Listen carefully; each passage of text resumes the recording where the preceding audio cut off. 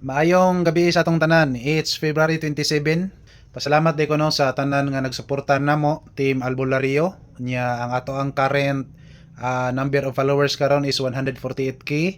Daghang salamat sa tanan ninyong pagsuportar namo. Kay dili gid mi kaabot ingon ani kung wala mo. So unang-una po kay pasalamatan ako ang Ginoo nga sa kanunay naghatag siya og kabaskog sa lawas namo. Og ingon man sa tanan nga nagsuporta gyud gikan sa pagsugod na mo hangtod karon nga wala gyud ni biya sa ere. So daghang salamat sa inyong tanan og ingon man no sa ato ang nakabot nga gamay nga kalampusan karon. Daghang salamat sa walay puas nga pagsalig ninyo kanamo og sa katong wala pa ni salig sugod na lang mo salig. Right? So ako rin ipakita ninyo, i-share na ko ni nga video ang gamay nga kalampusan sa atong shop karon.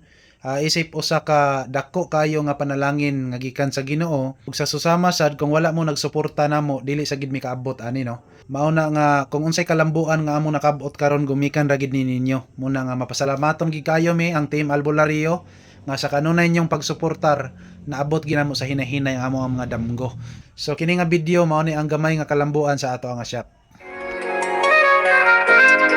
Pag may problema sa sasakyan, check engine light, biglang sindihan. Pinaayos mo na pero balik pa rin, stress ka na, si Joe ang tawagin. Pag di kaya ng mekaniko, idiretso mo sa albularyo. Engine ECU, wiring mo, ayos yan kay Joe Chilo. Hahong-hong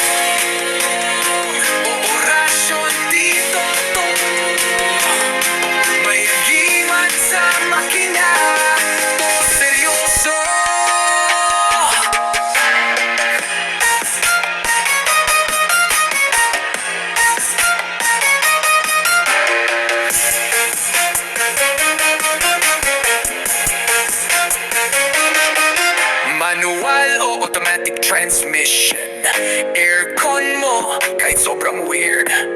Under chassis, program sa ECU, albularyong mekaniko lang ang true. Pag di kaya ng mekaniko, idiretso mo sa albularyo.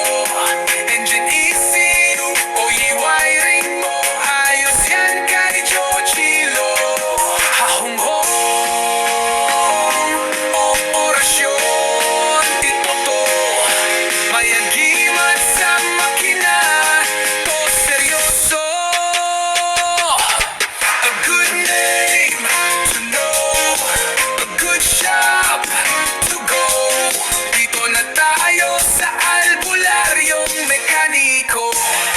So daghang salamat mga kalbularyo.